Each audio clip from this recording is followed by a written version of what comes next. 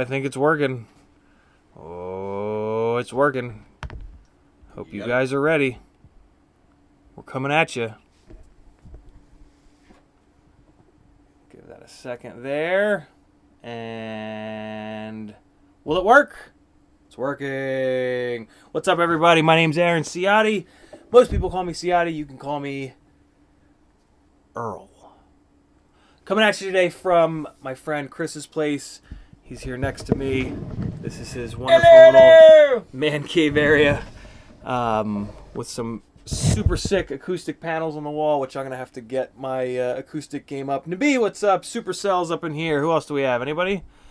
So Bardwell didn't stream tonight, so it's probably going to be a light night, but that's okay. What have you guys been up to? Super, Nabi. Hey, Kyle, what's up, brother?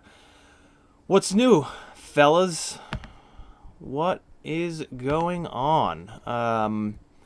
I have some news about Acrobrat Motors, just getting things moved around.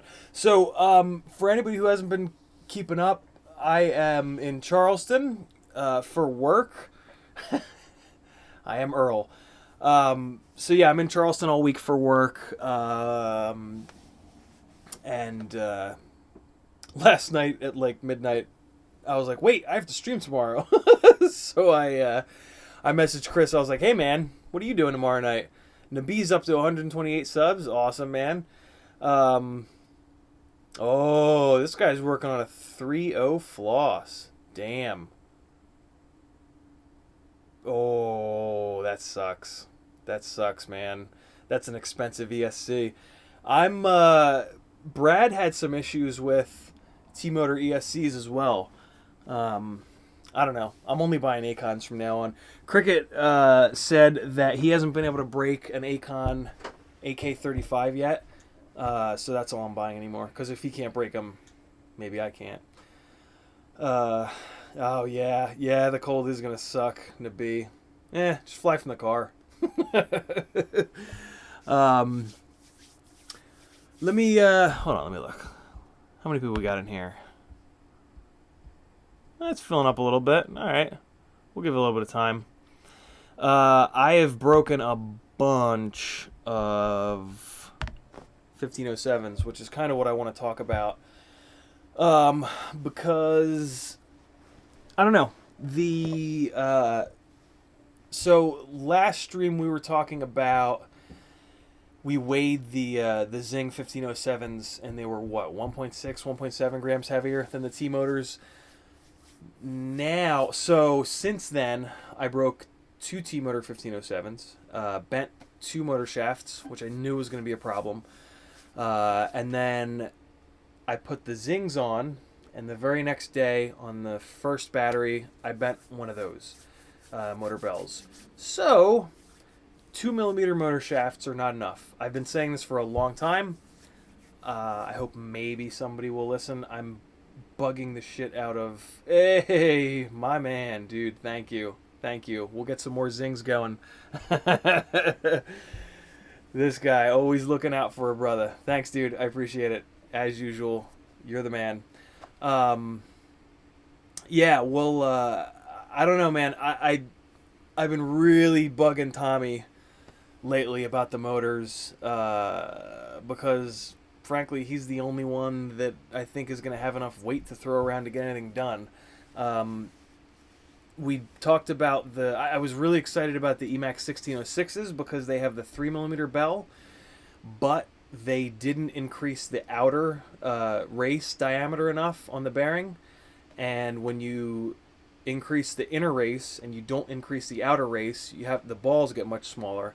And when they're small, when the balls in the ball bearings are smaller, they have to spin more, so there's more drag, but they're also a lot weaker. The smaller contact area will really dig into the metal when the bell takes that diagonal hit. And yeah, so basically what happened with me on the 1606s was I bent 3 bells. I'm sorry, I bent 0 bells and blew up 3 stators, and the bearings are glued in.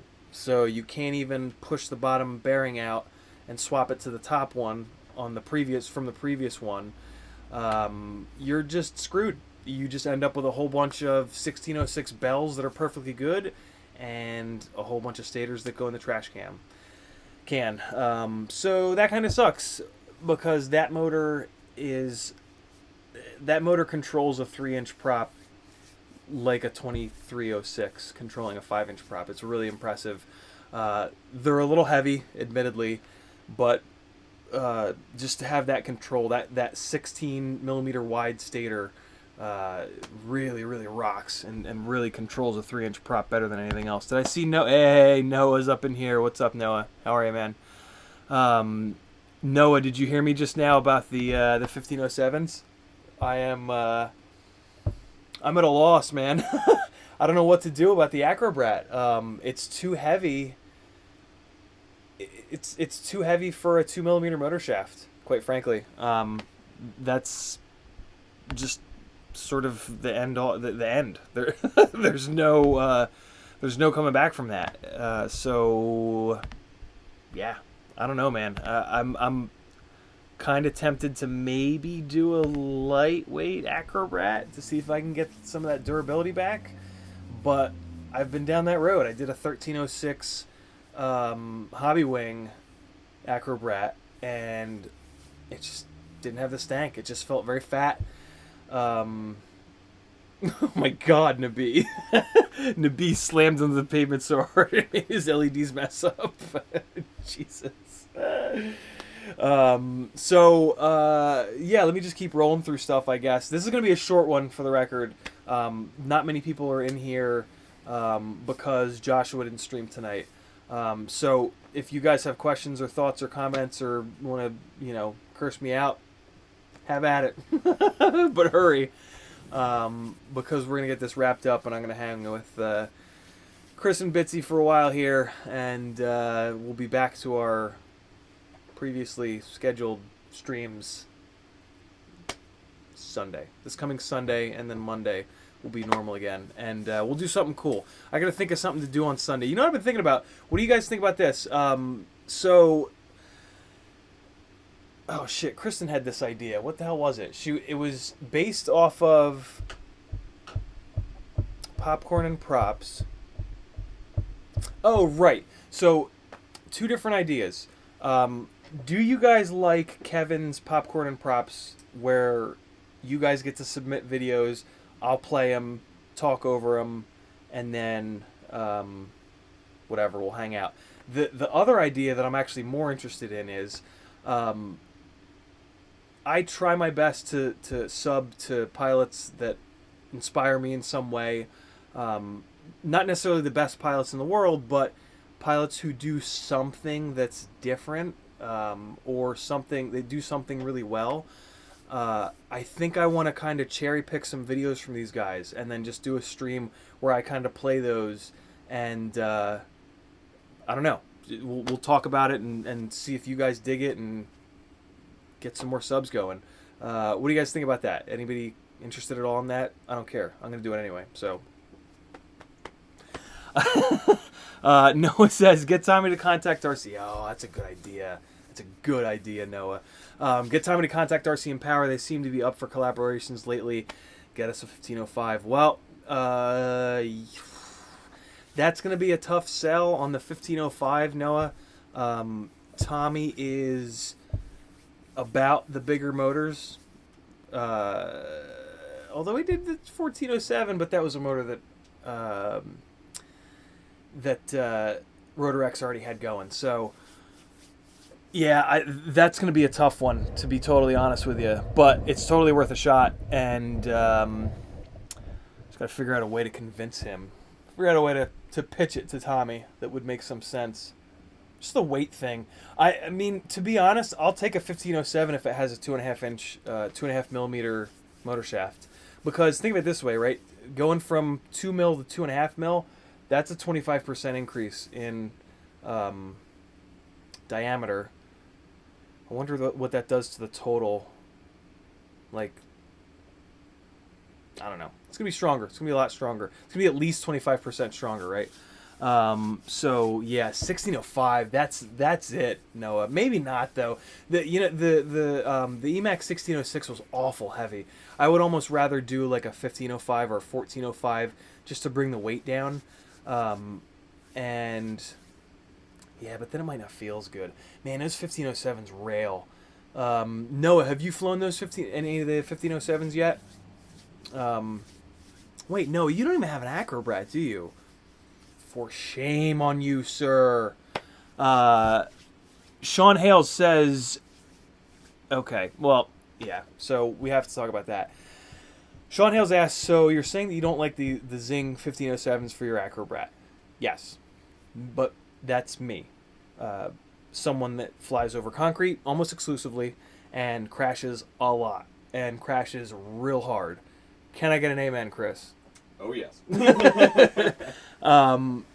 That is just, and that's not representative of everyone. So if you don't, to give you guys some idea, I typically don't get through a battery without wrecking. Many batteries I will wreck 2, if not 3 times per battery. So I know there are others that are that hard on gear, but I think that's pretty rare. So if you don't wreck that bad, and specifically if you fly over grass or you just aren't always flying over concrete, I think the T motors might be better because they're lighter.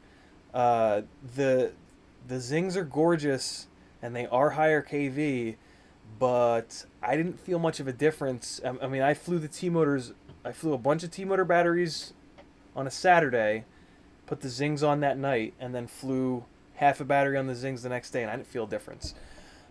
So I would take the lower weight, especially because we're having these issues with durability. So I think the T motors might be the motors to get unless you crash a lot. If you crash a lot and fly over concrete a lot, I don't know what to tell you. Maybe the Emax 1606s, if RPM filtering will calm them down. The notchiness is a real bastard, so I don't know. I am sort of at a loss, to be totally honest. The V2 Acrobrat is coming, and I don't know what to do. I can't break a bell every time out on that thing, especially with it's looking like the T motors are going to be, 19 per? And then the Zings are... What do the Zings cost? I want to see if this actually works. Hold on. I set up key binding for the first time. Zing 1507, and if I hit the number 2, I think it should snap over. Hey, look at that. It's working. Cool. What do the Zings cost on Amazon? Hey, I'm also coming to you guys from the laptop. Here, look. I guess I can just make the camera look down. Yeah, this is the new laptop that Brad got for me. What is Oprah doing? Get out of here, Oprah. We're trying to look at adult quad things. Zing 1507, $68 for a set of 4. I haven't done math in a long time, so forgive me. 68 divided by 4, $17 a motor. So that's a lot of money, man.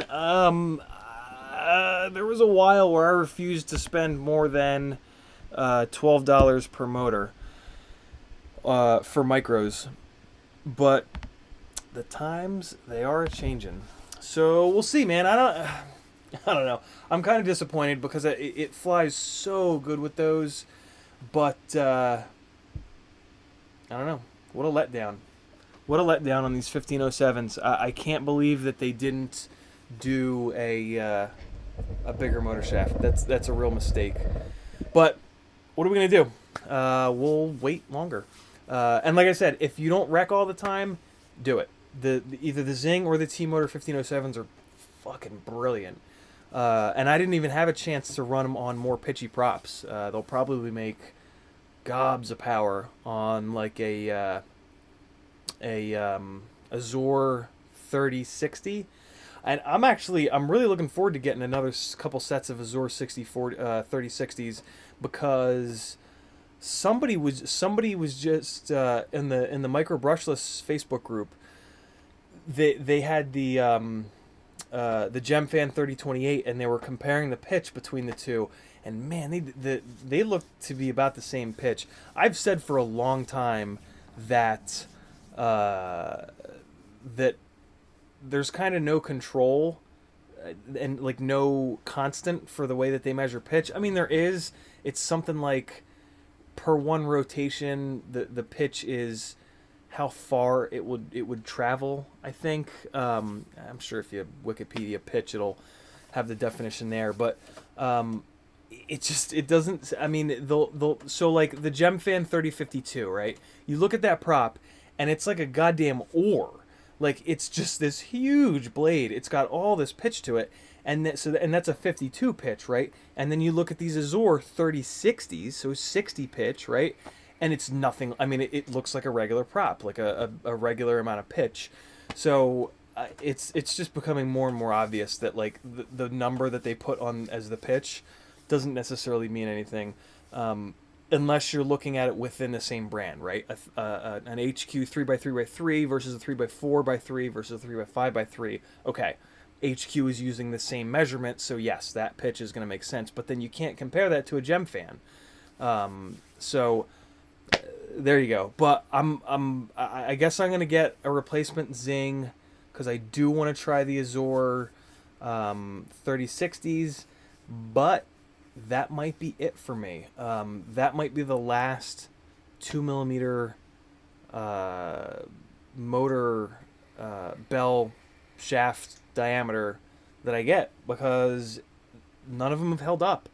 None of them. The Rotorex 1407s, but they had other problems. They had a bell design issue.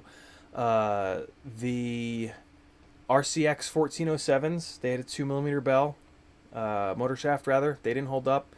The Sunny Sky 1408s were a 3mm shaft and they held up. The bearings didn't blow up, but I didn't really crash them very much because they were so notchy that they just vibrated all over the place. And there was another motor that I ran on the Acrobat with a 2mm motor shaft, and same deal. It just didn't hold up. So yeah, I guess it'll be a cinema. Yeah, you know what I'll do? I'll throw the session mount on it and play around with it some more as a Cinewoop. So yeah, that'll be fun. That'll actually be really interesting because I'm curious. The 1507s, the T-Motor F1507s, and the that's cool, Noah. That's fine actually. Yeah, you can leave it. Is that battery powered? Oh, yeah, it is. You can plug it back in. Word. I got you. Noah, the Sunny Sky 1408s, are they? But they're a hot mess though, right? Oh wait, you have those on the you have those on the Japalora. Okay, yeah, they're perfect on there. Yeah, Sketch, exactly, Sketch. That's what I was trying to think of. Battery C ratings. You know what else is like that for anybody that's in the cars? For the rest of you guys, I'm sorry, you're just gonna be bored. The treadwear rating on tires doesn't mean a fucking thing. There's just no control. So Toyo's treadwear rating will be completely different than Dunlop, than Bridgestone, than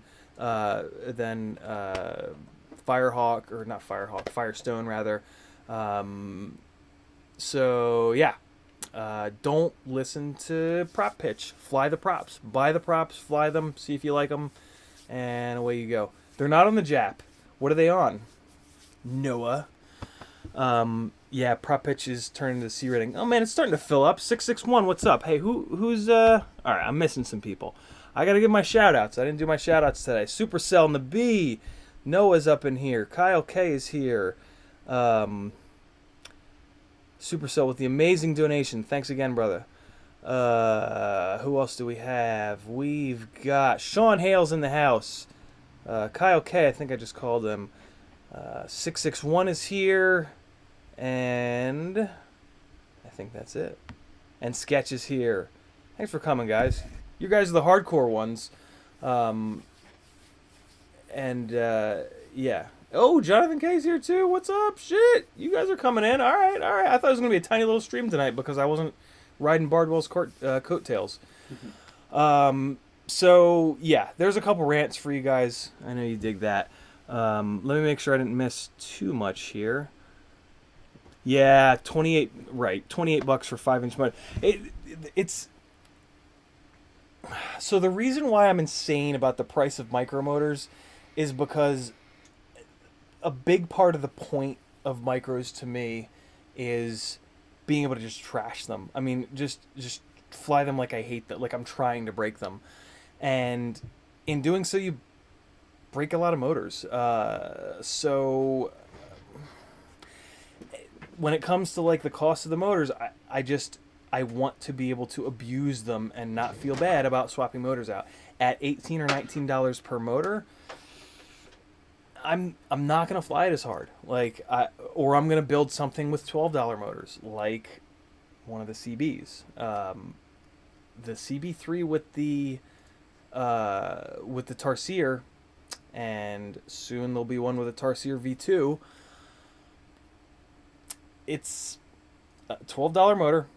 Something else that I'm noticing here too, right? With the so when after I met Tommy at Quad Camp Atlanta almost 2 years ago now, when we kept in touch and he was working through the Acrobrat and asking me, what do you think would be the right size motor, and we talked a bunch. I was hell bent on T-mount because of weight, and I never realized that there's another benefit of it in that there's not a big old 5mm shaft hanging.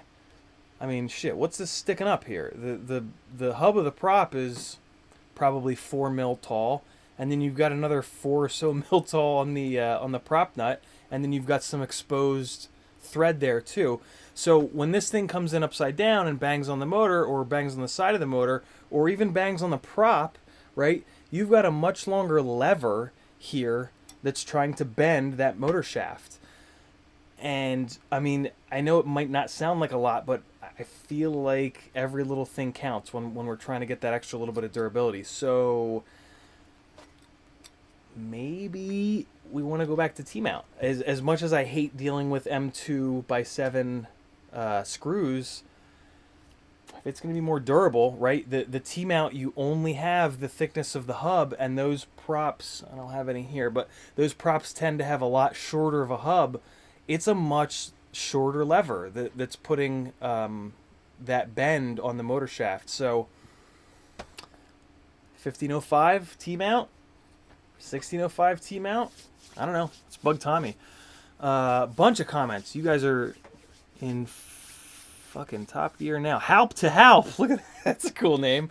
Halp to Halp is just starting to get interested in less than 5-inch. Do you mind telling what your favorite daily flyer is? Favorite daily flyer are 5-inch rigs. 5 years ago, they started figuring out, R&D'ing 5-inch rigs. And there was a purpose behind it, and the purpose was the payload of a GoPro. And there has been more R&D done for 5-inch rigs than will probably ever be done for 2-inch, 3-inch, 2.5-inch, whatever. So if I'm flying, for me, it's one of these just because they're so damn good. And in Atlanta, I've got a lot of, I'm lucky enough to have a lot of spots where I can easily and safely fly these things. In terms of micros, right now it's got to be the CB3, which at some point here is going to be released as the Rotorius Ripper. I still don't have a date for you guys. I'm sorry. It'll happen, I promise. For the interim, get an X Hover B-roll. That's pretty close. Noah, what was that other one that's pretty good? Somebody was just trashing on the Armatan. What's the Armatan $70 micro? The Gecko? Yeah, the Gecko. Somebody was just saying they'd broken 2 Gecko frames on not hard slams. So the Gecko's now dead to me. Unless you tell me otherwise, no. If you've bashed that thing a good amount and it's held up, I'll believe you. But yeah, I think a little tiny, and I didn't bring any here because I don't actually have any put together right now because I'm a bad person. Actually, no, that's not the reason. The reason is I can't. If you guys remember when we were trying to fit the, I didn't do it on the stream. I did it with Brad when Brad was down last weekend or 2 weekends ago, maybe. We tried to rebuild the CB3 with, so the CB3 had the ICM gyro F7 Talon V2 board. That was a Talon V1 board. It was a single ICM gyro, and it was, as all the 32K gyros have been in my experience, and all the ICM gyros. It's just too much noise. Too much garbage comes in. So we tried to switch it over to the MPU 6000 V2 Talon F7, but the board layout is different. On the V1, basically on the top of the board, they put all the things that are tall, and then on the bottom of the board, they put all the things that are not tall, and that's really nice. And what's interesting is this has actually made me rethink the flight controllers that I'm going to be recommending. I'm going to be maybe moving away from the Talon flight controllers because of the problems that Brad and I had, in that the MPU 6000 version of the Talon F7 V2 has a plug header on one side, which is very tall. So 4 sides of the board, right? It's got a plug header on one side. It's got a cap on one of the other sides that's relatively tall. It's got something else on the back that's... there's a... the 5-volt regulator is really tall on the other side. And then on the bottom, it's got the fucking USB port on the back side, I think, of the bottom. And then there's something else over here that's tall on the bottom. So there's no way to package the goddamn thing. And so in that build, I've got a dual board Tarsier, which is... I used to know how tall it was. 11 millimeters tall, maybe? It's thick, right? Because it's a dual board. And then you've got an ESC, and I have that ESC slammed as low as it'll possibly go. We actually desoldered all the motors, flipped it over to get the ESC plug header down, because there was a little bit extra space on the one side of the Tarsier board, but it wasn't enough. The garbage that was on both, we tried every orientation, like we've talked about on here a bunch of times. We tried every single orientation we possibly could of the flight controller and the ESC. The Tarsier board is down there. I've got the run cam boards come with this blue gummy square that it's heat transfer material. So I kind of took that idea as okay, and I looked at the Tarsier board, and so there's one part of these or HD DVD, Jesus Christ, HD DVR boards. There we go. Yeah, right. There's a part on these boards that there's just like a big square silver bastard, and it's pretty obvious that like that's the main processor on it, and it gets smoking hot. So what I did with the Tarsier board is I just mashed it down into the carbon, because carbon is actually really good at transferring heat. So the bottom of the frame acts like a radiator. So the Tarsier is staying down there because supposedly they do have issues with overheating. So at this point, I'm on 25 mil standoffs. I don't want to go up to 28 mil standoffs because that will throw the CG above the prop line, which is awkward. When the CG is up high like that, your FPV camera and with the Tarsier, the HD camera, they're gonna rotate around the CG instead of being at the CG and rotating themselves. So yeah, I don't know what I'm gonna do there. I did order from Ready Made RC because they were blowing them out for like $20, I think, a F4 Talon with the MPU 6000, and when I looked at it, one side of the board is nice and flat. So I'm gonna get that. I'm gonna drop that into the CB3. It's gonna be totally fine. I have 5-inch rigs. So this one is D-Shot 600 8K on the RPM filters, and this one is actually on a a slower f4 than what the Talon has. This is the Maytech f411.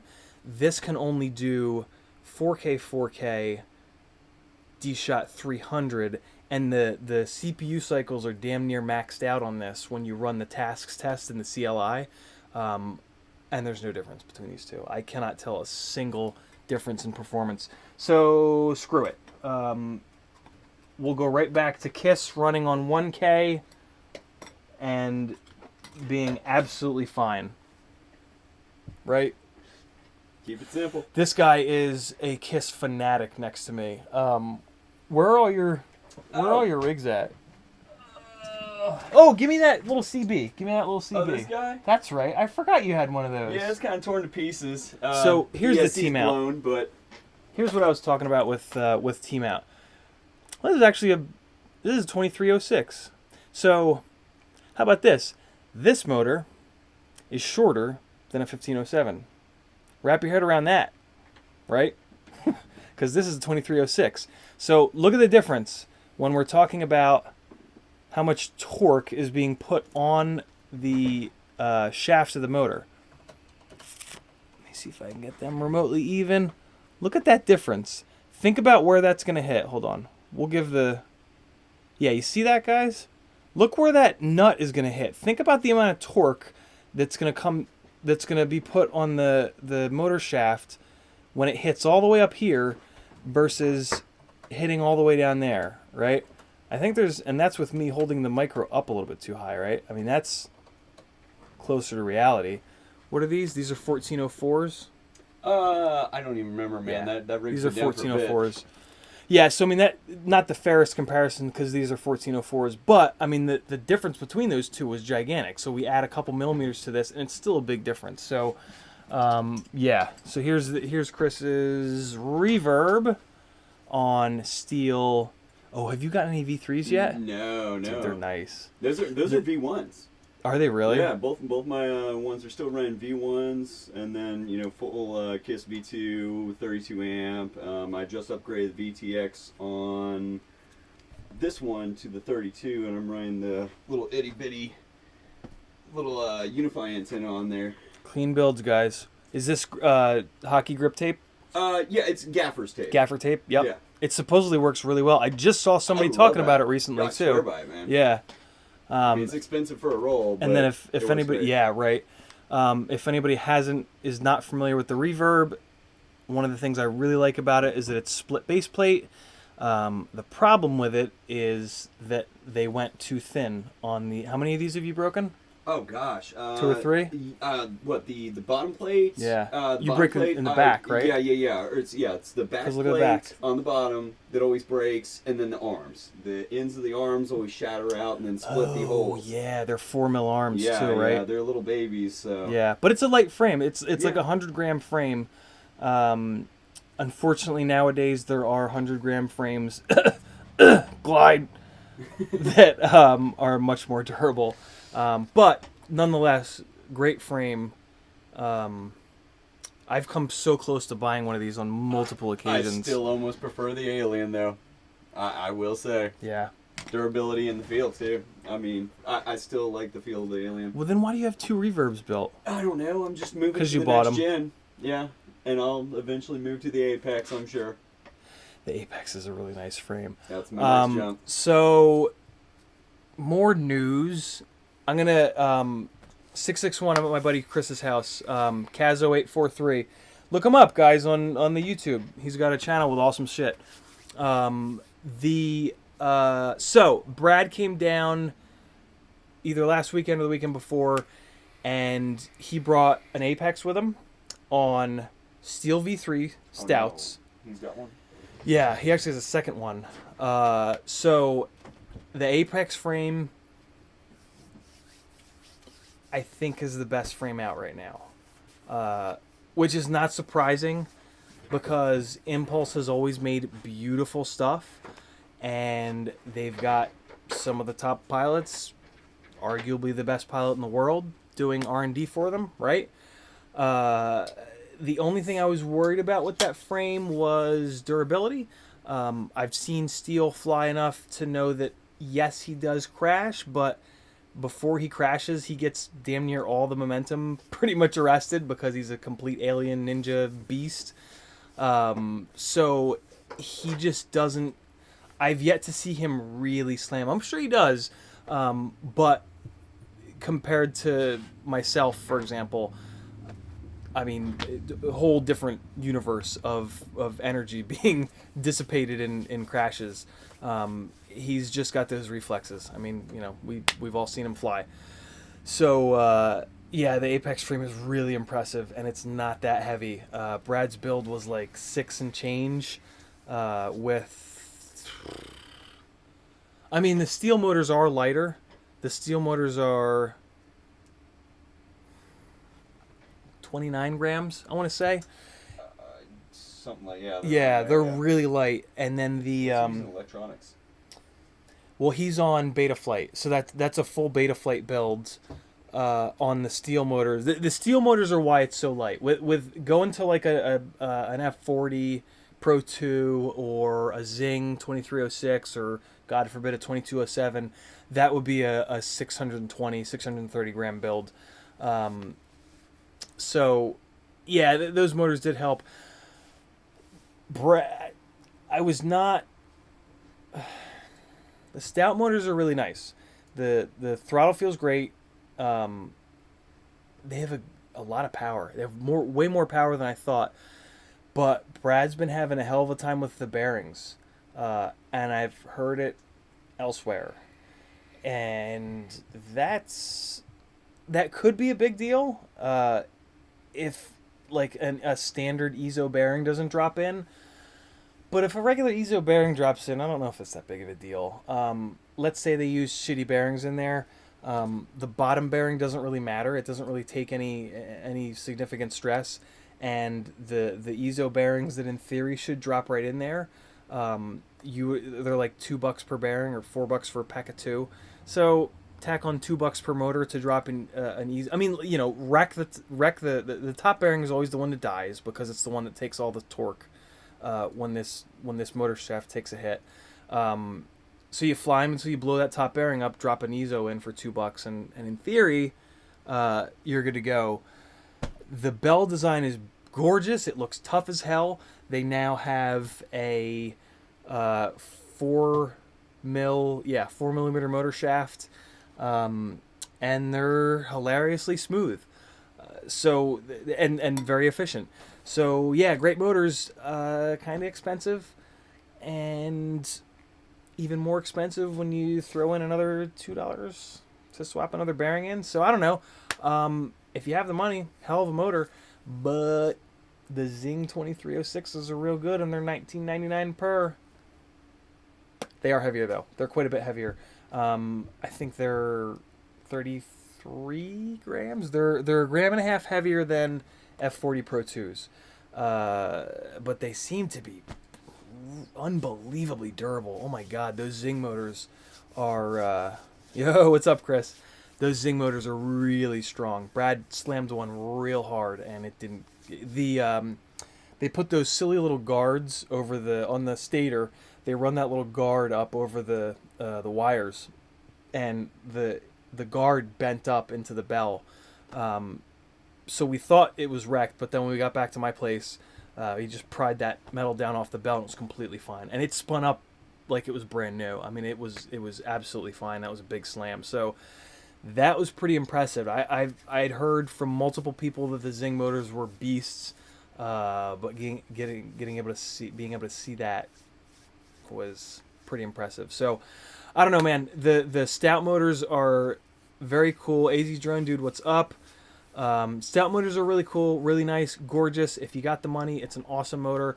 But I back-to-back those with these F40 Pro 2s and even the Zing 2306s, and I couldn't really tell a difference. There's so much placebo, and like what I love about blind testing other people's stuff and just testing other people's stuff is I didn't pay for it, so I don't have $100 invested in those 4 motors on the rig, making my brain go, yeah, you're gonna fucking like those. You just spent $100 on them, you jerk. So, you know, flying Brad's rig with those, I I got nothing in it. I have no reason to say that they're good versus them not good, being shit. So I feel like in that case, I'm able to be a little bit more real with and kind of beat that impossible placebo in your head that's always floating around. Yeah, so I'm sticking with these F40s. I can still get these, even though they're discontinued. One shop after the next is putting these into clearance, and I'm just picking up as many as I can. And I actually messaged Vivian at T-Motor today and said, "Hey, Vivian, you got any extra bells for these things? Because I'm just going to go all in and just buy a ton. Because I still like them. I mean, I've gotten to fly damn near all the 2306s at this point, and I like these guys best. They seem like the best kind of mix of durability, power, efficiency. I don't know. They're my motor. So, I don't know. We'll see. Let me get caught up on this chat, man. You guys are killing it in here. I see a bunch of new folks jumping in. Help to help. I didn't finish up the answer to your question. Help to help asked, starting to get interested in smaller than 5-inch rigs. What's your favorite daily flyer? I started talking about the CB3, which is this frame here, which, like I said, it'll come out at some point, I swear. I want it just as bad as you guys do. I mean, I have a bunch of them, but I want the new one. I want the Reckless because it's going to have some really nice improvements. The current one is great, don't get me wrong, and I think you can actually get, I'll bet you Eckhart has some of these CB3s. If you really want one, go to the Rotorius, what's the Rotorius group? God damn it. Oh. Rotorius Facebook group? Or? Yeah. What's it called? Type Rotorius into Facebook, it'll pop up. It's called like Rotorius something or other. But if you search Facebook for Rotorius, you'll find it because it knows who you are. It knows you're looking for FPV stuff. Jump in that group and just post, hey, anybody selling a CB3 or who can get me a CB3? FPV Underground. That's it, Underground. That's the word I couldn't think of. The Rotorius FPV Underground is the name of the group. But like I said, just search for Rotorius. I bet you Eckhart has some of these. He'll sell you them. And they're great. I don't think the Reckless is going to be out this year. I'm just going to say it. I hope it is, but I don't think it is. Knowing how long it takes carbon to get cut. I mean, we still have to prototype test the damn thing. We're going to make changes to it, and we're not just going to sell it. And by we, I'm very loosely incorporating myself with Rotorius. I'm a sponsored pilot of theirs, but that's it. I have not much else to do with them, in fairness. But, yeah, I don't know. So if you want one, maybe throw up a post over there. Grab one of these. You'll love it. And then when the new one comes out, what's another $25 or $30 or whatever they cost? So there you go. That's my opinion on that. Help to help. If you can't snag one of the CB3s, X-Hover B-Roll is the other one that I'm going to recommend. I saw somebody mention the 3AF from BQE. The only problem with that frame is it's a little too heavy for a 3-inch. Non-clean and dirty. The Acrobat is allowed to be heavier because it's a clean, dirty setup. That's why it's heavier. But the 3AF is kind of just heavy for the sake of being heavy. It's not. It's meant to be super durable, but the motors are just going to break. Like, everything's about balance. With the motorsports background that I have, that's like such a lesson that you learn. I mean, I just upgraded all my suspension. I put bigger tires on, stickier tires, and now the car feels like it has no power.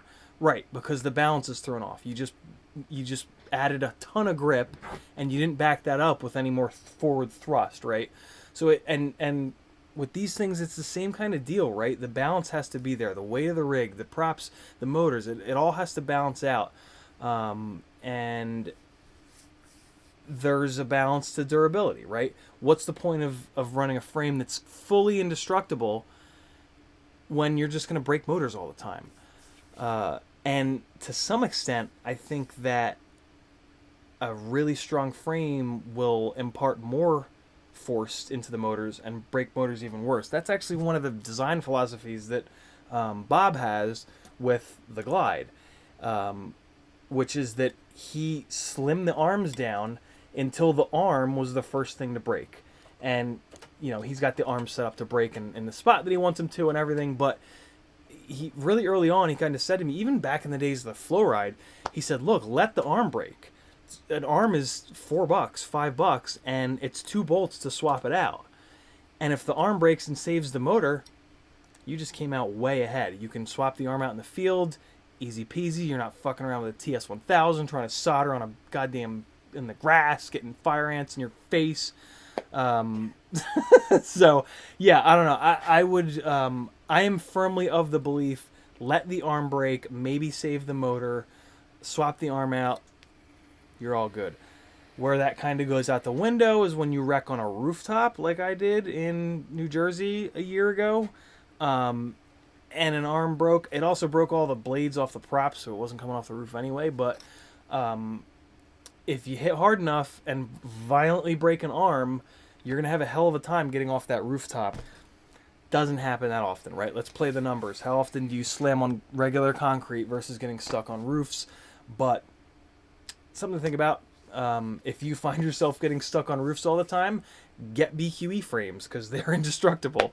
If you don't crash on roofs a lot, maybe give some thought to a lighter weight frame. The lighter the frame, the bigger the battery you can run, or just run a lighter weight rig. I love the way lighter weight rigs feel. We are flying, defying gravity and all, right? All right, cool. Let's get through some of these comments. Noah's talking to 661. 661 says, break more micro motors than props. I break a lot of props. That's interesting. That doesn't surprise me. Yeah, the whole durability thing with micros is real. It's and the toothpicks are such an interesting example on the complete other side of the spectrum, right? You've got the Acrobat over here, which is pretty much like the heaviest that you're gonna go. Well, the heaviest that you should be going on a 3-inch rig, and then all the way over on the other side here are the toothpick class TP3 now, and the CB3 with Emax $12 per 1306s is sort of right in the middle. It's this like 160 to 180 to 190, depending on how you build it out, gram range, where I find it to be very durable. The motors are cheap. The motors are pretty durable, and it flies really, really nice. The toothpicks have a little bit more of an electric kind of flight feel just because they're so light. The Acrobat has more of a 5-inch kind of feel because it's got that inertia and that mass for big throws. CB3 is right in the middle, kind of has the best of both. And you can spec out a CB3 with, I mean, if you want to go nuts, you can put a 1507 on the damn thing and send it to the moon! So, yeah, I would not suggest that. I think a 1306 is absolutely perfect on a 180-ish gram 3-inch rig, but hey, you can do a lot of different things with that setup and have something that's pretty damn durable. So, all right, let's dig deeper into the comments. KTMJ, are you the one with the 1505s? So I ordered the one from Amazon, and it's going to be here in like 2021. So, you know, it said like delivery from November 20 something to like December, I don't know, 15th. So we got a ways to wait, but I kind of wish I just ordered 4 of them, but I don't know, whatever. I have the one comment. We'll see. All right, what else do we have here? Actually, you know what? I'm glad I didn't order 4 of them because I bet you it has a. Well, wait. If you have them, what's the motor shaft? Is it a 2 mil motor shaft or is it a 3 mil motor shaft? I bet you it's a 2 mil. At which point, I'm over that. I'm literally not going to buy another Acrobat motor that's 2 millimeter motor shaft.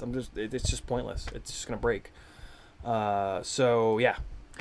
All right, what else do we have here? 661 talking about 1103 10,000s on HQ 65 push-on props. That's probably a killer little combo. Very cool. Supercell says, working on a car being small, you know how much leverage makes a difference, so long shaft does more damage. Yeah, absolutely, man. Absolutely. It's, if you ever need to picture that in your head, it's a breaker bar, right? You can't get you take your car to Firestone to have the tires replaced, and they pound the lug nuts on with an impact without the clutch on, and then you go to take them off on the side of the road and you can't because you got your stupid ass little L-shaped trunk tire iron. But all you need is a pipe to slide over that to get a longer lever.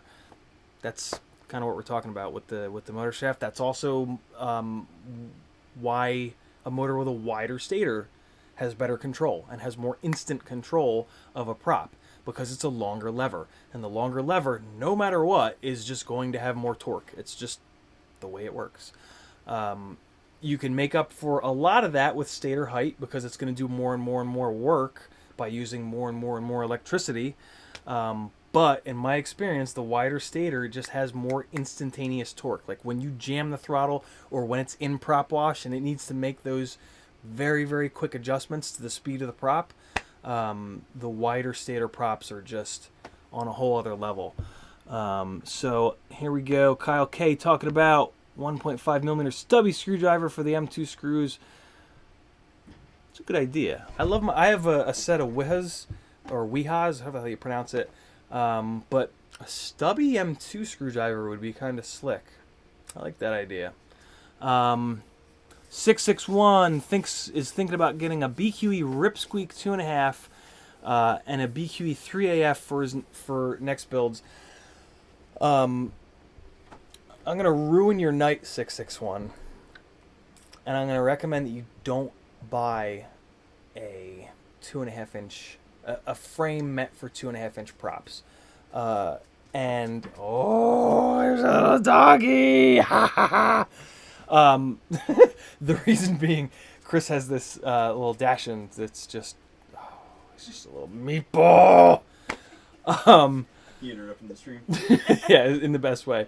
So here's the deal: a frame for 2.5 inch props has, the arms are only 1/4 of an inch shorter than a 3-inch frame. And 1/4 of an inch of carbon, sure, it adds up to 1 inch of carbon all around, but it's kind of negligible. I have just sworn off 2.5 inch frames, and if I want to do a 2.5 inch prop build, I do it on a 3-inch frame.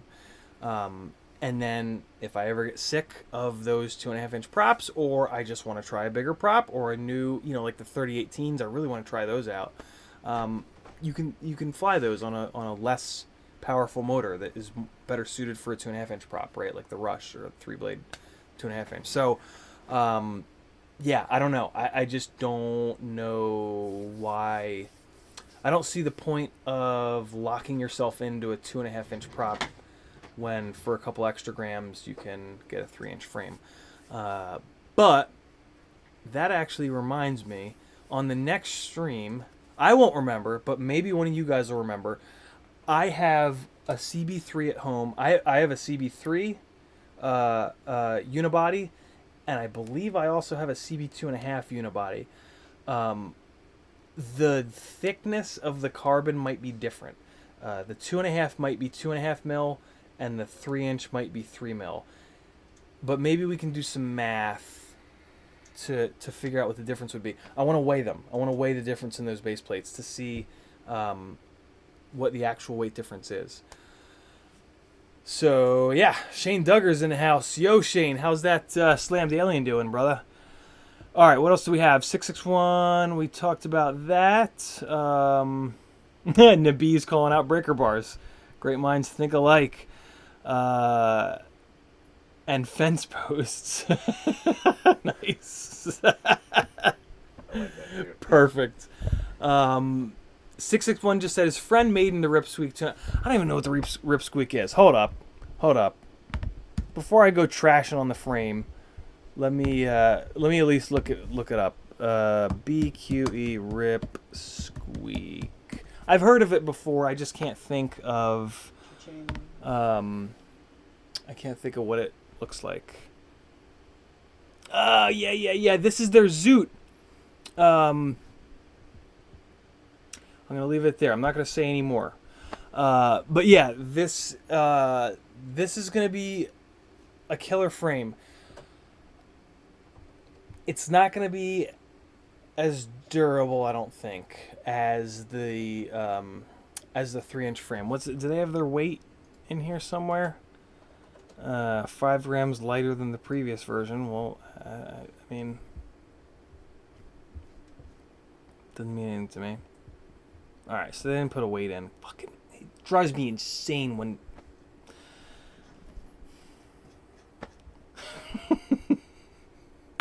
All right, yeah, that's gonna be an awesome frame. Don't expect it to be a basher frame, though. I don't think it's gonna be a basher frame. I think it's gonna be a lighter weight frame. I think it's gonna be great. It looks very similar to the Rotoria Zoot, which flies great, but it breaks arms. I've broken a bunch of arms in the Zoot already. But it's not meant for that. It's more the Zoot and more than likely the Ripsqueak are bridging the gap between racing and freestyle. They're basically a lighter weight freestyle frame. So they're not meant to be bashers. The 3AF is meant to be a basher. The CB3 is meant to be a basher. So there you go. All right. The chat is looking pretty good here. Almost caught up. You guys are talking about the gecko. All right, cool. Supercell brilliantly calls out, they're all going to break hitting a concrete wall at certain speeds. That is the truth. Kyle K says, what is the availability of MPU 6000 these days? Oh my god, I forgot all about this, Kyle. So apparently they're not going to be making the MPU 6000s anymore, which is just horrifying. Although there's some interesting stuff happening from a guy named Danny Mars over in the Betaflight Black Box Facebook group with the Talon F7 V2 dual ICM gyro flight controller. Really interesting stuff. I think what Danny is doing is... so right now, sensor fusion is when they take 2 of the ICM gyros and they rotate them 90 degrees from one another. And they pretty much put them right next to each other. I don't understand why they don't rotate them 45 degrees, because I thought that all the little thingies on the inside of the gyro that actually do the gyro and move around and detect the motion, I think they're all at a 90 degree angle. So I thought, hey, why don't you put it at a 45 and then you'll have 45 ones and 90 ones. Whatever, I'm sure they know way better than me. But what I think Danny's doing is a different style of sensor fusion. And I'd heard some rumblings and grumblings from Spats and a couple of other guys about this, basically saying that, like, we are at version 0.0001 of sensor fusion, and there's some cool shit coming, and Danny might be onto something. I think he's doing some sort of a... I think sensor fusion right now is just an averaging of the 2 gyro signals, but I think he's doing a more select... No, you know what? The sensor fusion right now is trying to pick which gyro has the cleaner signal. What I think Danny is doing is averaging the 2. And he said he had some black box logs that were next level, and Spats was freaking out, and I don't know. We'll see. So maybe the MPU 6000's possibly disappearing into the ether won't matter, because we'll have this super cool sensor fusion ICM gyro nonsense. But fuck, man, I hope those MPU 6000s don't go away, because they just work. They just work, and they have plenty of throughput, plenty of speed. Bandwidth. They go up to bandwidth. Yeah, they go up to 8K. 8K is plenty. It sucks, man. I really hope they don't go away. All right. The only frame that Noah can't break is the Japalora. That is the least surprising thing I've heard all night. If you guys haven't seen a Japalora frame, it's like a goddamn brick. It's just like a cinder block. What's that frame weigh, Noah? Like 60, 70, 80 grams? It's crazy. What motors do you have on it now if you don't have those Sunnies? All right. Derpa 661 hates building micros because it's impossible to make everything fit, but I love flying them, so I spend days and weeks building them. 661. That's the struggle, man. That's the struggle. That, to be real honest, is also why I fly these so much, because fixing one of these versus fixing a micro. When I come home from flying, I will almost never try to fix a micro, and I will almost always fix one of these, just because I know it's not going to be a 3-hour fucking cursing festival of screaming and crying and pissing my pants. So, yeah, man, you're preaching to the choir here, and I'm sure there's every single person in this chat is totally gets it. All right.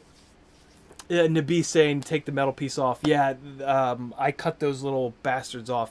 I used to have DYS motors that had the full shielding, like the old school shielding on the bottom of the stator, and I would just, before I put them on, I would just sit there with my wire clippers and just dunk, dunk, dunk, dunk, just cut them all off all the way around, because all they would do is bend up into the bell and bind the damn thing up, which it wouldn't wreck it, but you would be sitting there for 10 minutes trying to pry it off, and then you give up and do it at home.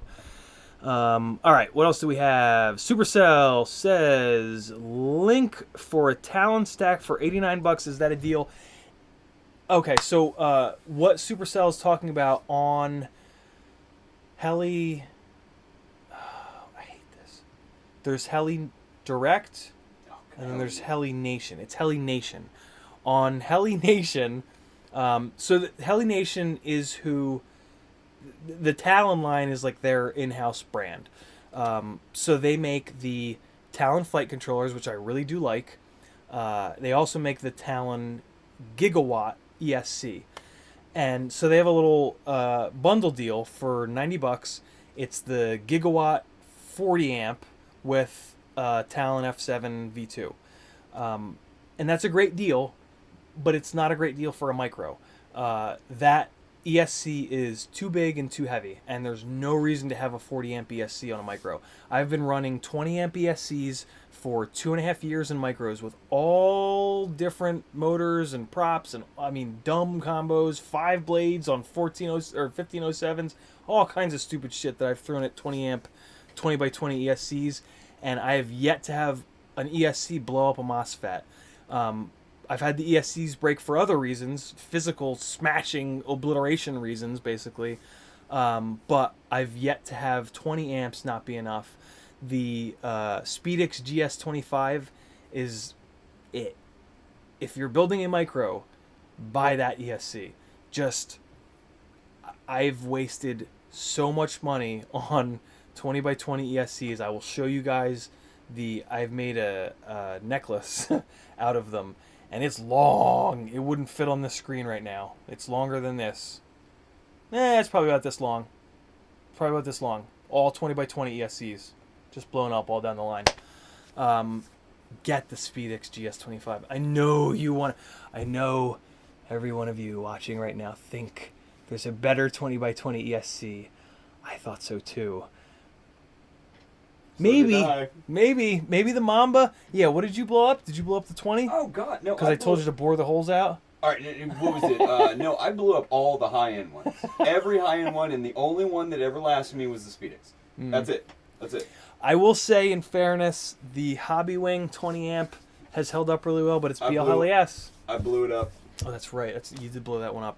Wait, that's the one that you bored out, though, right? Yeah, that's the one I ended up boring, yeah. So that was my fault. I told him to bore it out, and he'd be fine. And he wasn't. Don't bore out 20 by 20 components, guys. Every once in a while you can get away with it, but more often than not, you're going to drill right into traces, and then you're going to run metal standoff screws, and it's going to conduct right through the carbon frame and catch on fire. Thanks, so don't Aaron. do it. Yep. Anytime. So yeah, just believe me. Get every single one of you guys. Go out right now. You actually should go out right now and get a GS25 because they're going out of stock and not coming back in stock, which I think means that because Speedix has updated their IS line, their BL Heli S line of 20x20s recently to 2S to 5S. So I'm assuming they'll come out with a GS26 or GS30 that supports up to 5S, which will be pretty cool, but I don't think micros need anything more than 4S. So yeah, I think you should all go out and buy a Speedix GS25 before they go away forever because they're the best deal and they're BLA 32, and I don't think you'll ever kill one. All right, we are almost caught up here. What do we got? Oh, the other thing I wanted to mention about that gigawatt, and I forgot to tell you this on Patreon, Super, is that I talked to Corey Cricket about it, and he has not had great luck durability-wise with them.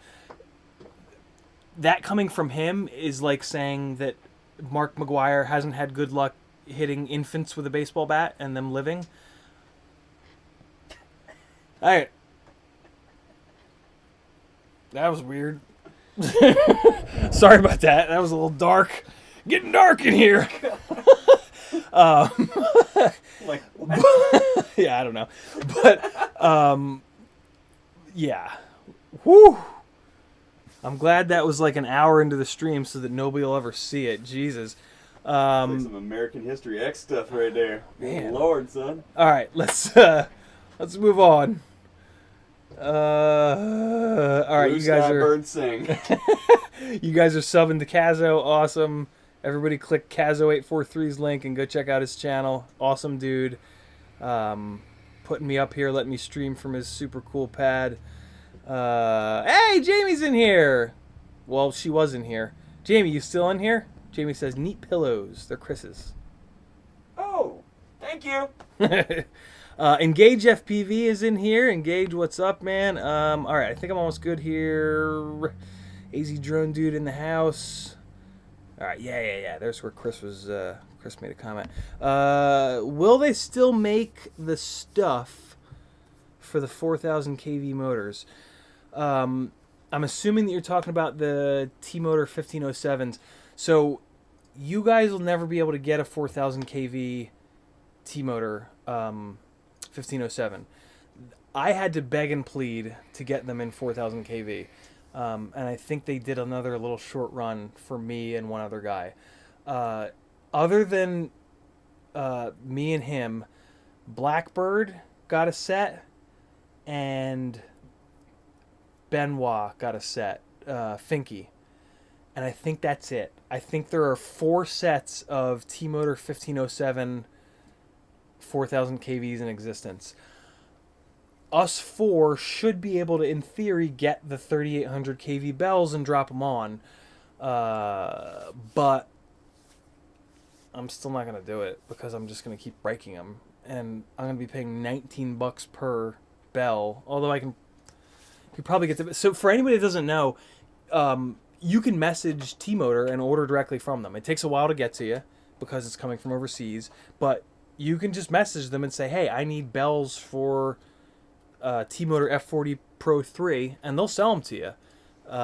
So maybe they'll do the same thing with the 1507s. So if those bells are $8 each, maybe. I don't know. We'll see. Probably not, still. I don't know. Who knows? All right, cool.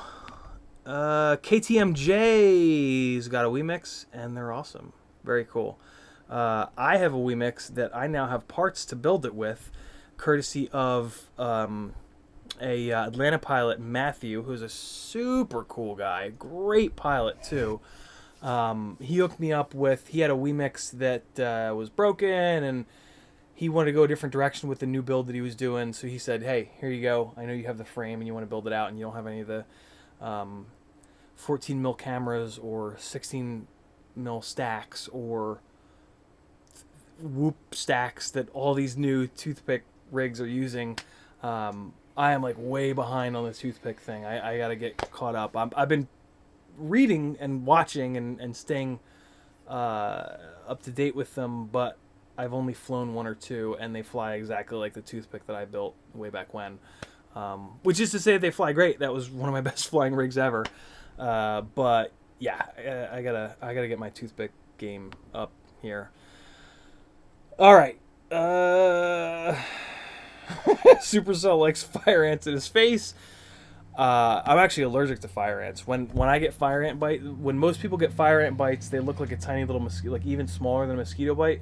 When I get bit by fire ants, they swell up the size of a golf ball, and it is like a golf ball pus ball. It is horrifying, and like I got hit by like 10 of them on my one leg. I couldn't walk for like 4 or 5 days. It's nasty.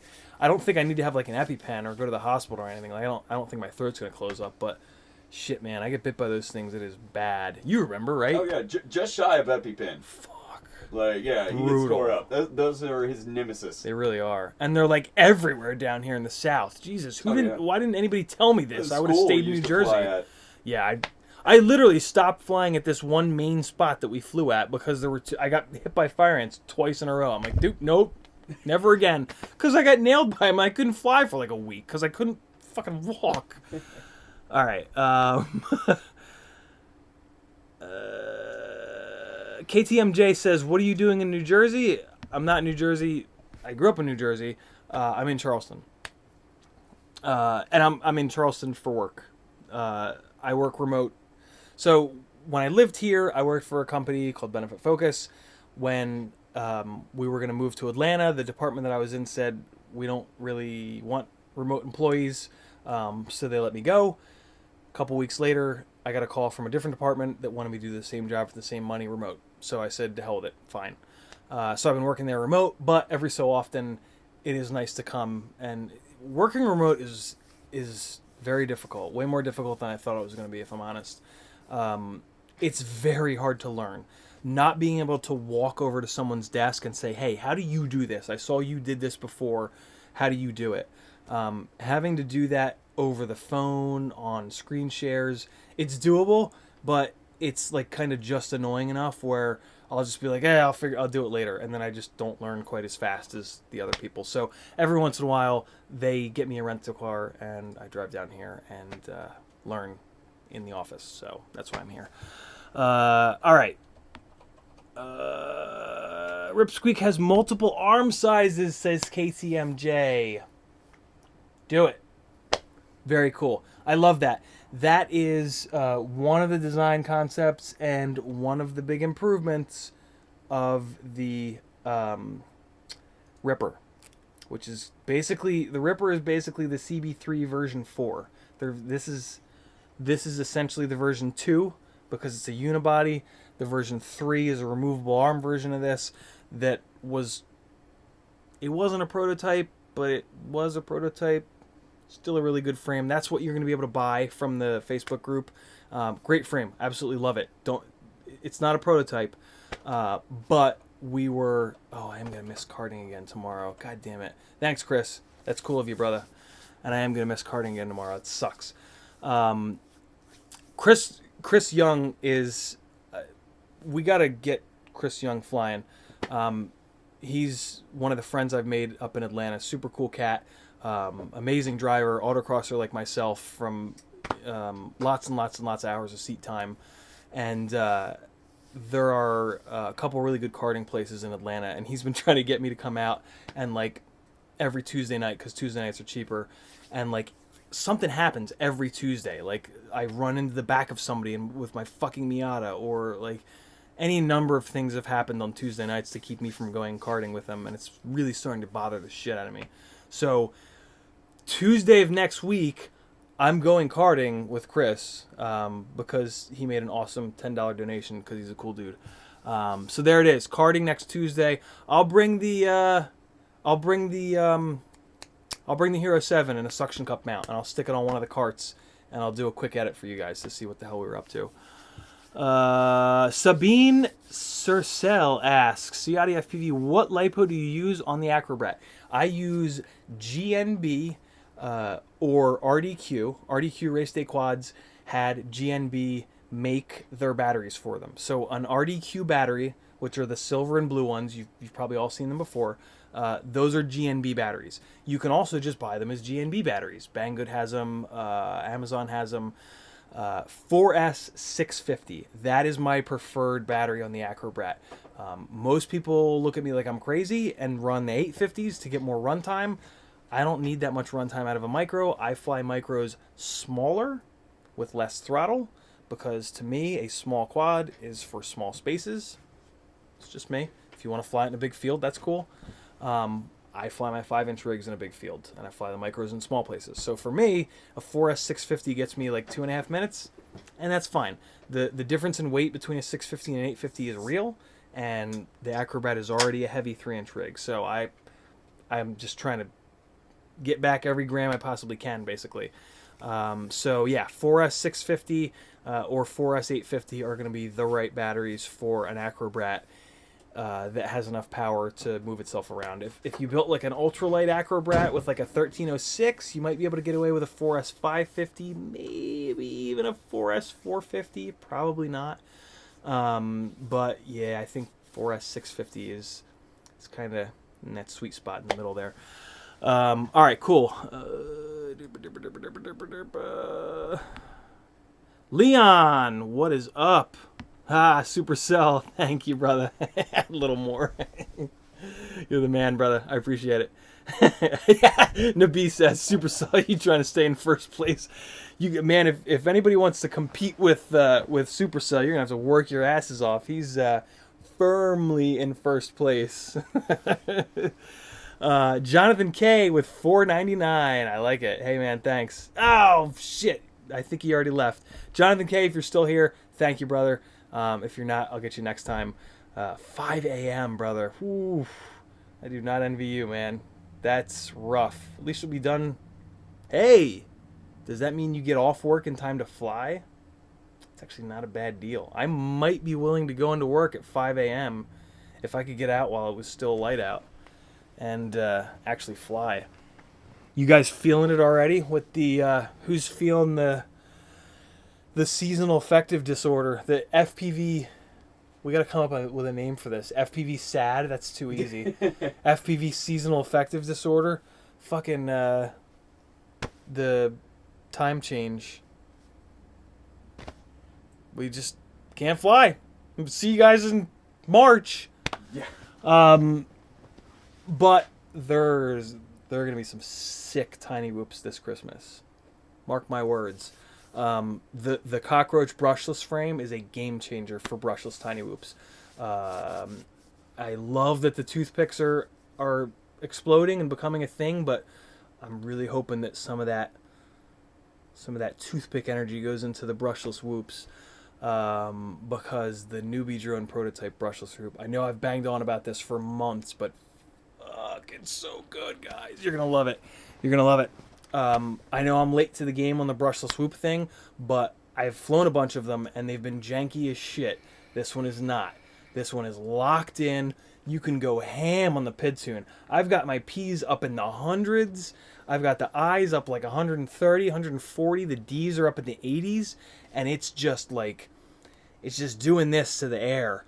Just grabbing at the air.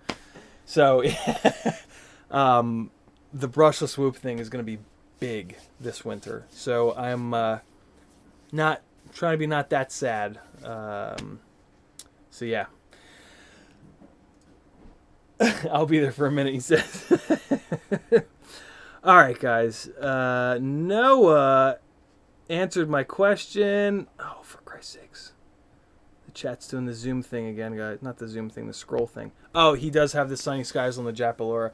Yeah, so to give you guys some background, Noah loved the 1306s so much when they first came out. He got the RCXs and the EMAXs. He went off the reservation and bought 8, I think, Noah, of each. He bought 8 of the RCX 1306s and 8 of the of the Emax 1306s. And when he told me this, I was like, I knew we were going to be friends, Noah. So he got all those and did CB3, I think it was, build, and loved it so much. He's like, dude, I'm sending you a set of these. You have to fly these. And I'm like, no, I won't like them. 1304s are the best. I'm the smartest man in the world. I didn't really say that, but in my head, I'm like, yeah, right. Right. And I was so wrong. They are so good. They are the motor. And so in exchange for that, I had these these ridiculous Sunny Sky 1408s that make more power than the sun. And I knew he had a Japalora frame. I think we were talking about it or whatever. And I was like, dude, I'm sending you these Sunny Skies because they're the only motor that frame should ever have. They've got the 3mm motor shafts. Like I said, they make all the power in the world.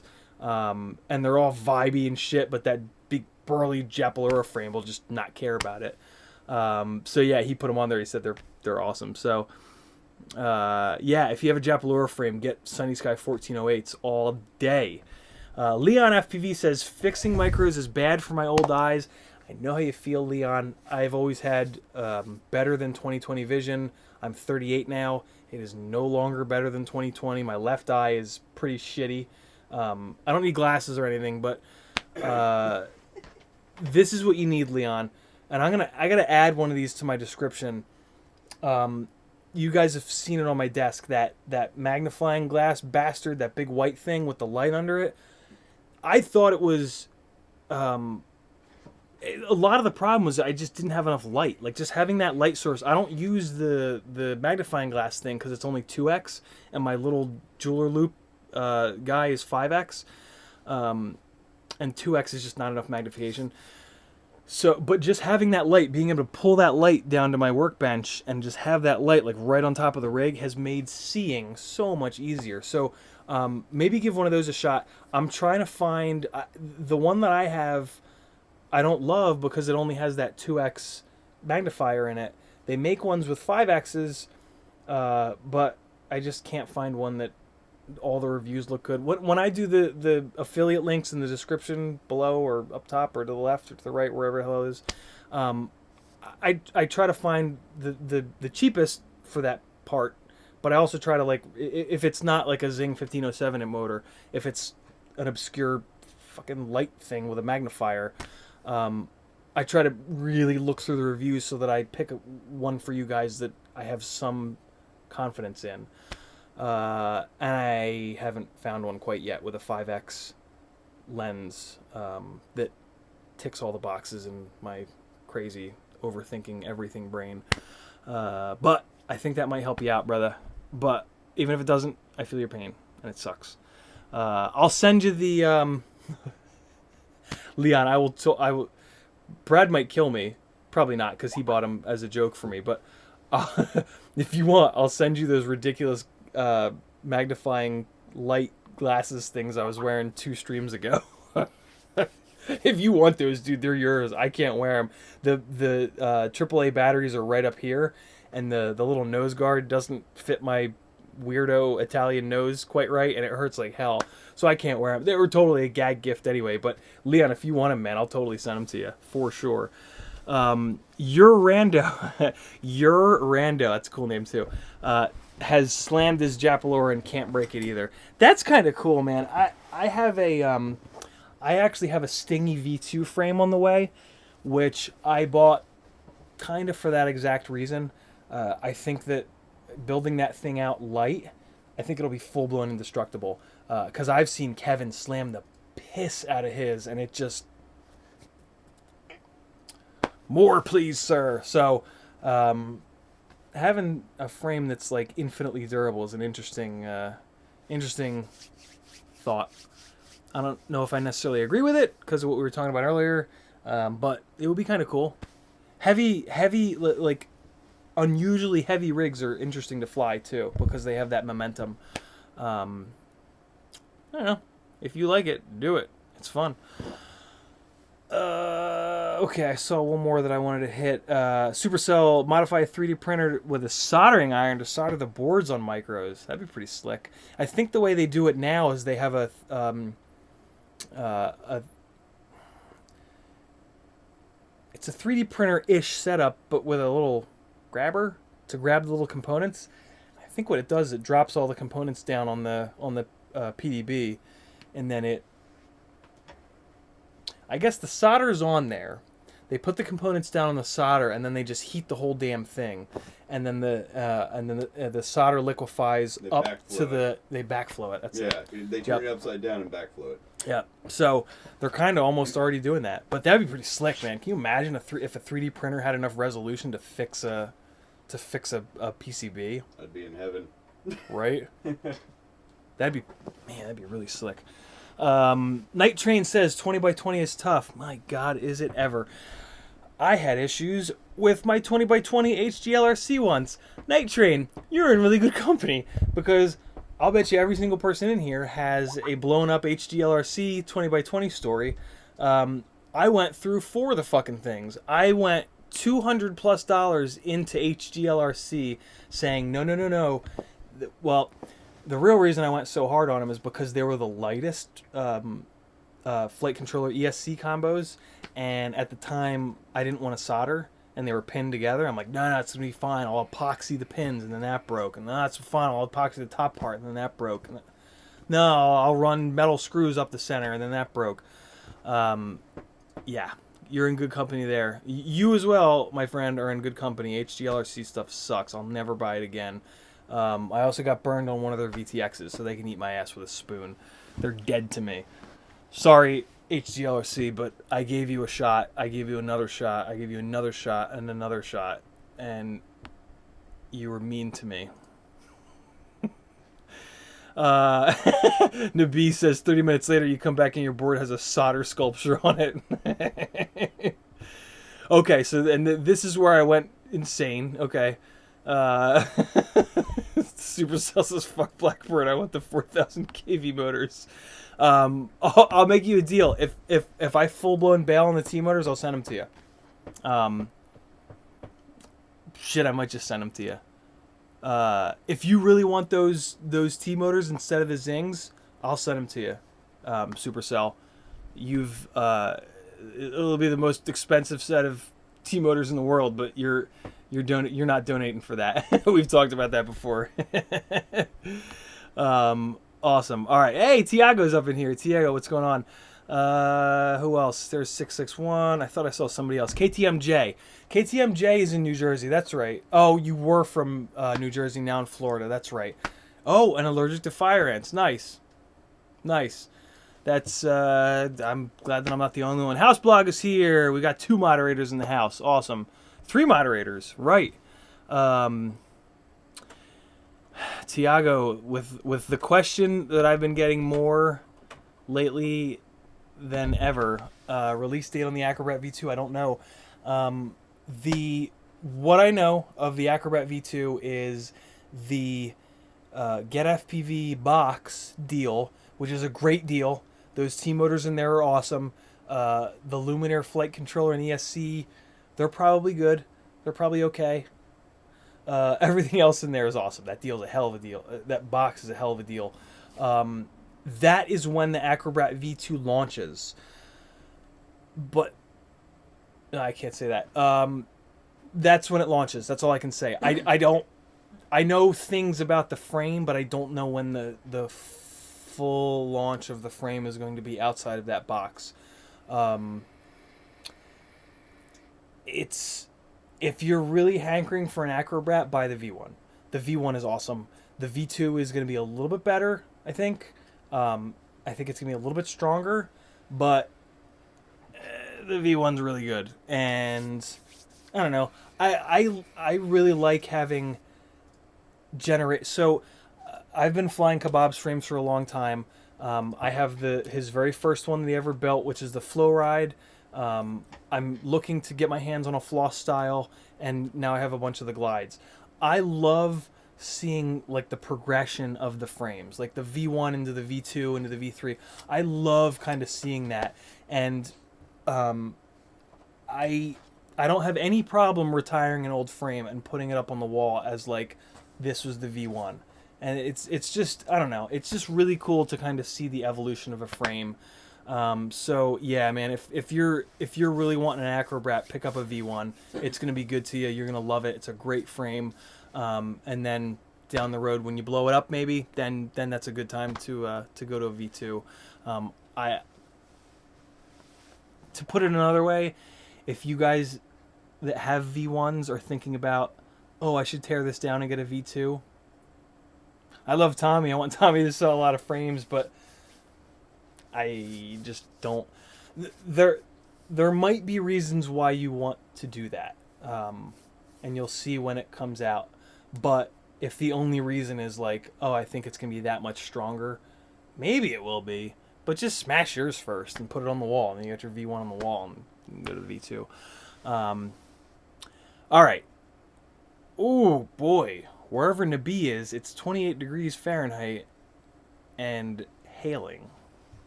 That's rough. KTMJ had. I have a V3 removal. Wait, V3 what? KTM, what are you talking about? We were talking about Acrobats, and then he's. KTMJ, you have a V3 what? V3 removable arm. Oh, CB. Really? How did you get that, KTM? Did you get it off the... That's rare, bro. If anybody wants a rare frame, get over the Rotorius board and get a V3 CB3, because there are not many people that have those. It's like me, Noah, a couple guys in Europe, KTM, it sounds like. That frame's like a piece of history in the micro world in a weird way. All right, Whoopsies in House Blog says, hell yeah. Sabine, thanks Ciati. I asked because I also use 650 with the 1407 motors. It killed all the batteries, really? Killed them all, and I was thinking of going up to 850 with the 1507 motors. Did you kill them all from them puffing? From too much amp draw? I wonder? Because I've done that before, but I try not to fly micros super, super, super hard. I try not to really hang on the throttle with micros because I try to fly them in smaller spaces. So if you're puffing those 650s, my hunch is that you're just hammering on the throttle. Which is, I mean, do whatever you want, right? I don't let me tell you what to do. But I've probably not had that problem because of the way that I fly micros. The other thing I'm thinking is maybe so if your tune is oscillating and warbling and like if you hear any kind of that, what's happening is the motors are trying to speed up and slow down very fast. That's what you're hearing. And when they do that, they create a lot of heat, and they also pull a ton of amps, because that's hard, right? If you're on the throttle, they just want to spin. If they're trying to spin and then unspin and then spin and then unspin, it's going to really pull in the battery hard. So maybe go to 4.1 with RPM filters, because they're goddamn magic and fix almost everything. In the interim, if you don't want to go that ham, drop your P's and your D's down by like 10 or 15 points and see if it gets any better. Because like I said, I've had totally fine luck with the 4S 650s. The 850 would help in your situation. A bigger MAH battery is physically larger to dissipate more of the heat, and the heat is what makes lipos puff up and just fail and just get ruined. The heat is the worst enemy of batteries in general, period. Batteries hate excess heat. They like a little bit of heat. When you go out in 30 degrees, they hate that. They want to get themselves up to 100 degrees-ish. But 200, 300 degrees, they're fucked. So an 850 would technically help there. But just like I said, make sure that your tune is not the reason that those batteries are getting hammered. If you're just hammering if you're hanging on full throttle for 2 or 3 seconds, that's why, guaranteed. If that's the case, go up to the 850 for sure. Man, Engage FPV's got snow. Jesus, it's too early for snow, man. It's November. Jesus. Really need to have 2 quads running at once. Yeah, it it really helps to have 2 rigs. There's a saying in photography, videography, 2 is 1 and 1 is none. For the guys that have been in it for a long time, the saying becomes 3 is 1 and 1 is none. What that saying means is that having 2 rigs is the same as having 1 rig, because one of them is always going to be blown up. Having 3 rigs is just like having 1 rig. 2 of them are probably always going to be blown up. I cannot recommend enough having 2 or 3 rigs that you're cycling in and out, so that you can always at least have 1 working, because man, it's demoralizing when your whole fleet is down. So yeah, there you go. House blog talking about the Zing Camo 2208s. Oof, all the stator in the world, all the power. Haven't had a chance to fly them yet. Might just deal with the 32 degree temps. Fly from the car, man. Find your local field. Don't go pushing range from the car, because the problem when you're flying from the car is your transmitter is down behind the steering wheel, the firewall, the dash, and like it's gonna bounce and get out of the car. But I mean, don't go 200 yards plus yards out. There's just no reason for that. But yeah, flying from the car with the heat blasting is fine, especially if you sim. If you sim, you're probably simming sitting in a computer chair with the controller sitting right on your lap. When you fly from your car, fly from the passenger seat so that the steering wheel's not all up in your shit, and your transmitter is gonna be basically in the same spot as when you're simming, which will feel somewhat natural. So there's a little weirdo tip for you. I'm interested to hear how those 2208s are. They should make like donkey dick power. Holy hell. Engage FPV says morning time rips. Yeah. I mean, we should all be doing that. I won't, ever. I just... the morning can eat my... eat me. Yeah. Brad and I, last weekend, made plans to wake up early one Friday morning when I had off from work and drive up to the mountains and do long-range shit, because all the leaves were changing, and the Appalachian Mountains are horrendously gorgeous. But we slept until noon instead, so, you know. Fail. House blog talking to Noah about those 2208s. All right, cool. Hyperlow. Oh, a question about hyperlow frames. Very cool. It just zipped off the screen though. Where the hell did it go? There it is. KTMJ. What do you think about hyperlow frames, CG or RS Plus? So Brad, my buddy Brad, my buddy Luke have both done hyperlow frames, and they both said the same exact thing. They're gorgeous. They fit together really well. The engineering is super cool, but they're kind of a pain in the ass to work on, and they don't hold up in crashes. Both of them had durability problems with them, which is kind of surprising when you look at the engineering built into the frames. Like both of them, when they were building these frames, were like, "This is the one. This is it." And one of them has the CG, and the other one had the RS Plus. So both of those frames you're talking about are well represented here. Yeah, they both absolutely loved them until they started flying them and crashing them, and then they just couldn't deal with what a pain in the ass it was to fix them and how often they broke. And Brad bailed, and I think Luke bailed too. Luke might still have it. I think Luke turned it into a long-range rig so that he's not crashing it. So there you go. That's what I know about the hyperlow frames. The other thing that I know about hyperlow is they used to make Bob's glide frame, and they don't anymore. And that was Bob's choice. And I will leave it at that, because I'm not going to throw mud. I'm sure they make great quality frames. Bob is a very specific guy. Bob being Bob Rugi Kebab. Sorry, guys. He's a very particular guy. And I love that about him. And I'm the same way. But if there was like one thing wrong with the way they were doing it, that could have been the reason why he left that shop. That's what I know about hyperlow. I will stop there before I put my foot in my mouth. Okay. Heavy 5 inches, like, stop it. Where'd it go? Heavy 5-inch is like a rear motor car on a frozen lake making turns. Yeah, it is. Yeah, heavy 5-inch rigs slide around. But that's the point. That mass is what Kevin, for example, Stinger Swarm likes. He likes that mass to throw over big gaps and whatnot. So there you go. Does anyone know places that have the Acrobat frames in stock? Asks Brandon. I'm not going to butcher your last name, Brandon. I don't, but they have to be in stock somewhere. Help them out in the chat. Jump on your favorite sites, guys. Let's see if we can find... I actually want to know, too. First person in the chat that finds a Acrobat V1 in stock gets a present.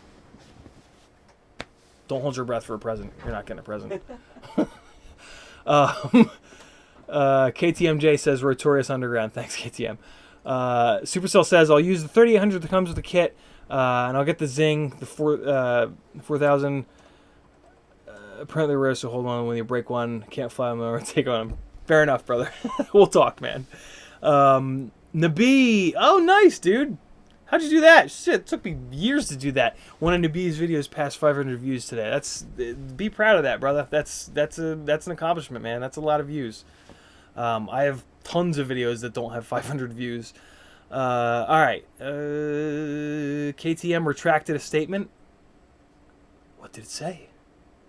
I was wondering too. I wish I could. Why doesn't it let me see? God damn it. It's like the only thing I would want as an admin is to see what it was. What was it? What was it that was so controversial? It's probably a question that got answered or something. Oh, Noah did a search and couldn't find any. God damn it. All right, well, maybe if somebody does find them, they will get a present. It'll be a shitty present, but I'll send you something maybe. Supercell's got 5-inch rigs, 3-inch of now, so he's good. Like building, so I usually fix them as soon as they break. I am very envious. Well, although I was the same way for a long time. I only got salty on building and fixing about a year ago, and it was I was at the time I was trying to maintain too many completely different so let's talk about this actually. Here's an FPV lesson that I've learned the hard way over and over and over again. Try not to have, like, if you've got 5 builds, try to unify some of the stuff. Try to use the same VTXs or the same ESCs or the same camera. Shit, I'm to the point where I'm building the exact same rig over and over and over again. Literally, every single piece of my glides is identical on all 3 of them. And at some point, there'll be a 4th one. Same VTX, same ESC, same flight controller, same camera, same everything. When you do that, you can have one set of replacement shit, and no matter what breaks, you come home, fix it, and it's back. Or if you have 3 of them, I kind of dance the line of, like, when I have 3 that are up, I won't have a full set of replacement gear, because if one of them blows up, it's fine. I can order it off RDQ or get FPV and have it in a couple days, and it's fine. I still have the 2 other that are working. I tend to blow multiple rigs up per day, actually, so that doesn't typically work for me. I still do have to have a full kit of replacement shit, but yeah, just, I know we all want to try the wacky rigs and try all the different stuff. Just keep a handle on it, because that shit burned me bad. Yeah, and it really burned me out on building, and I hate that. I hate that I don't like to build, because I build really clean, and I love, like, when I'm done, I'm like, yeah, but when I'm doing the building, I'm frustrated and angry and throwing shit fits. KTMJ is also not a morning person. My man. What motors on a CB V3 do you recommend? 1306 to 1507. Great question by KTMJ. My and Noah's and Brad's current favorite CB3 motors are the Emax or RCX 1306 4000s. The Emaxes, well, they're both $12 a motor.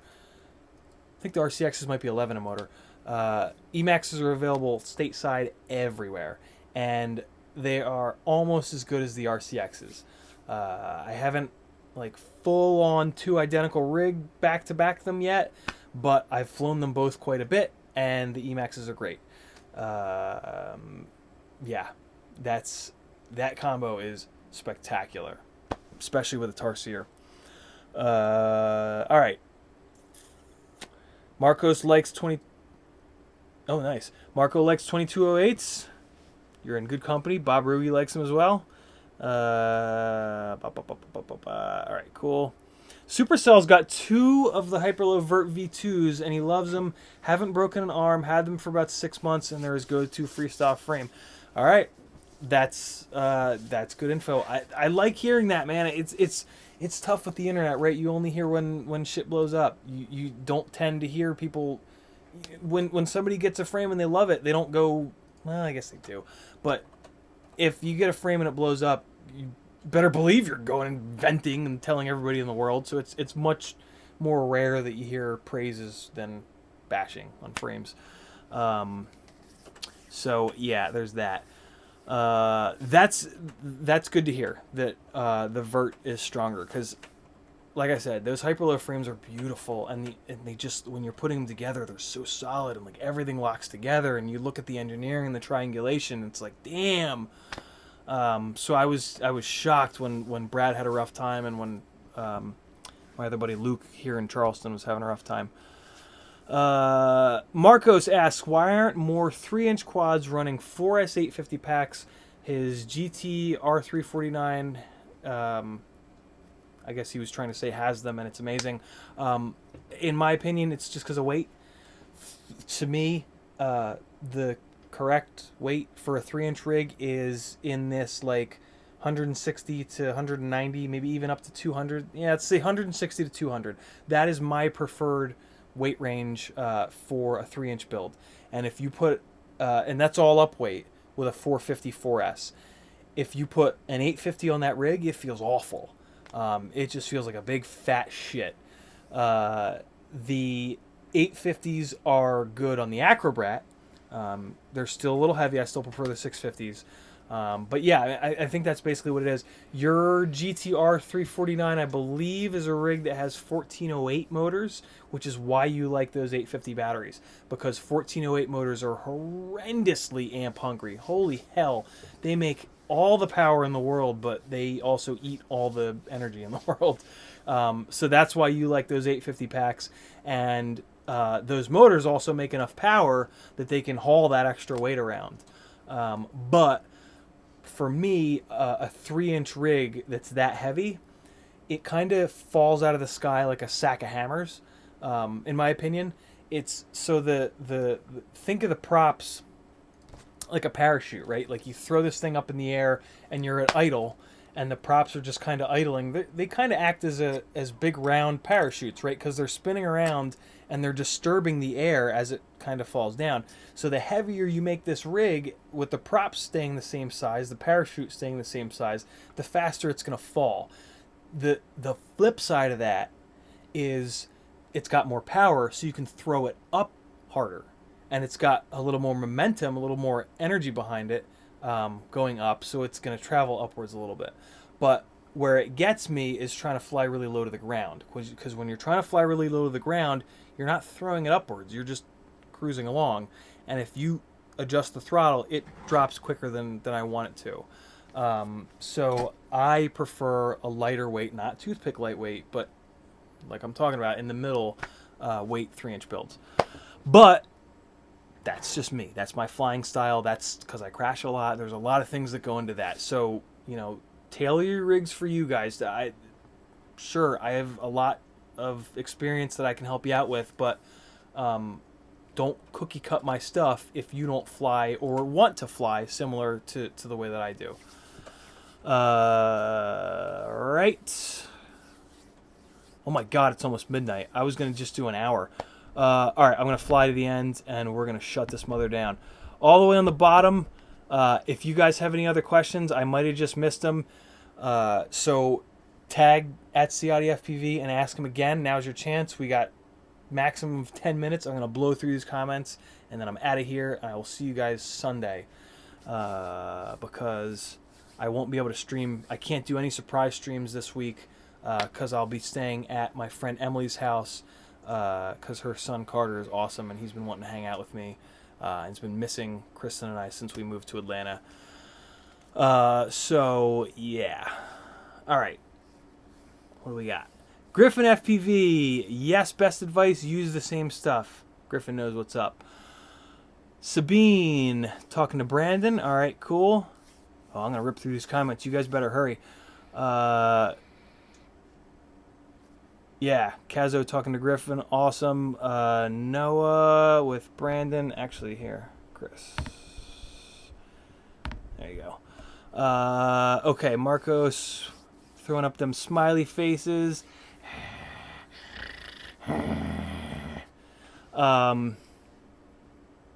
Supercell cut an 18-foot tree down on top of one because it got stuck at the top and I didn't feel like climbing it, so I cut it. I love that. I think we've all thought about it. Sabine says the prize goes to Noah. That's why Noah's the man. I don't even know what you're talking about, and I know Noah's the man. He found the Acrobat. Oh shit! Did you? Where? Crazy Quads? Some Aussie site or something. Oh, that sucks. That shipping's gonna be brutal, but they exist. Shipping might not be that bad. I don't know. Welcome to Impulse RC. Yeah, I was just thinking when I ordered. It's like $15, I think, or something. Yeah, like it wasn't that bad. For like a 5-inch. And it didn't take as long as Banggood shipping out. No, it did take a while though. Well, it depends if it's in stock or out of stock. You know what I'm saying? But usually, if it's in stock, it's like maybe a week to two. Yeah. Something like that. It's not as bad as you think. It just kind of disappears in the, international post, where it's like it departed and then eventually it shows up in New York. Right, and it might be 1 week or it might be 2 weeks. Yeah. Like you'll place 2 orders like a month apart. One will take a week and the next will take 2 weeks. No, I think Nabi copied and pasted. Oh, is it US? Nice. Okay, there we go. Everybody go buy a V1. I think what Nabi did is tag me and then copy and paste message retracted, because I don't think you can. I think when you retract a message it should take the tag out. Nabi, if that's what you did, you get the golf clap. I like it. I dig it. Smile and wave, boy. Yeah. Griffin hasn't gotten his bracket. Why? What's good? Griffin, if you're on Patreon, if you're on my Patreon, oh fuck, I haven't mentioned my Patreon. I'm a bad streamer. Patreon, Ciotti FPV, that's the spot. All the micro shit. The group of people on that Patreon right now is awesome. All you guys that are in there, I am having so much fun on there. I love seeing your guys' comments. I love the feedback. I want to figure out a way to so we did a little one of the Patreon contributors had a really nasty video noise problem, and I decided to put our conversation that we'd been having in the messages section of Patreon up on a post to kind of hive mind that shit, because I was sort of out of ideas how to fix it, and it blew up. We had all this really good troubleshooting in there. So I'm actually going to try to do more of that. I want that Patreon to be more kind of interactive for all of us, because it's just a really cool group of people. It's a group of us that are into micros but are very knowledgeable. I guess if you're not somewhat knowledgeable, my rants just make sense for 3 seconds and then they're just gibberish. So yeah, hey, Houseblock, thanks. Yeah, so and it's in the description. The Patreon link is below in the description, as well as affiliate links to stuff. My preferred gear that I love and use and smash the shit out of and have had good luck with.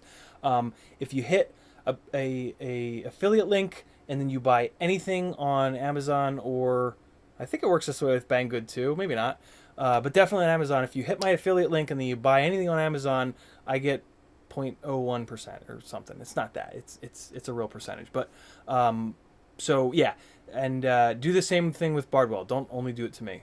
Throw Bardwell some love, because we all have him to thank for so much, and he's just an amazing human being, guys. I can't stress that enough.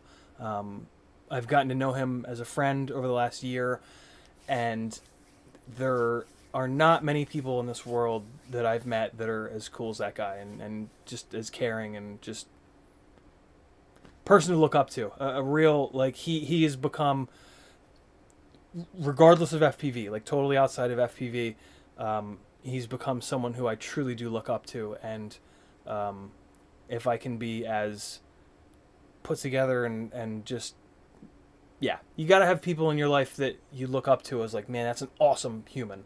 I want to be more like that human. And yeah, that's it. So yeah, Patreon, cool stuff.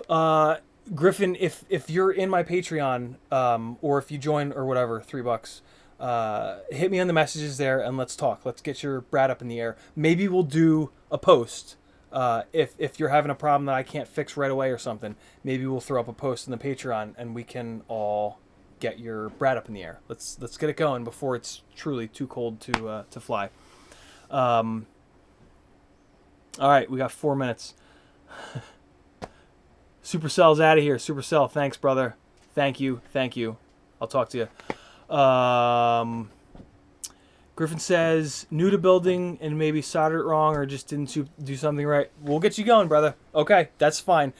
Let's also, who else wants soldering help? Who else is not super confident in their soldering?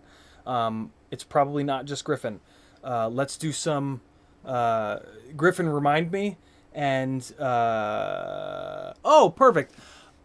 Go back in the archives to of these streams to Kristen, my wife, building her quad. I gave her a ton of, I was kind of walking her through soldering. There's a ton of hints in there. And then on either Sunday or Monday stream coming up, get back in here, remind me, and we'll go over some more soldering stuff. I want you to come up with some questions. I want you to ask me some questions about soldering, because that helps me to know what you guys are struggling with. I've helped at a couple quad camps with soldering and helping folks out, and I've kind of figured out some of the things that people have trouble with, but I've only actually done that twice, so I still don't have a super good idea of what people struggle with when it comes to soldering, especially because my father was an electrical engineer my whole life. So I'm, you know, I knew the sound of a soldering iron hitting the soldering station when I was 8 years old. So it's, I'm in this weird position where I only struggled with it for like a day before my dad was like, oh yeah, do this, and this. And it was like, oh, I can solder now. So, yeah, let's do that, man. 'Cause that's a very common thing, and soldering's hard. It's easy to get wrong. And it's hard. It is. It's legit hard.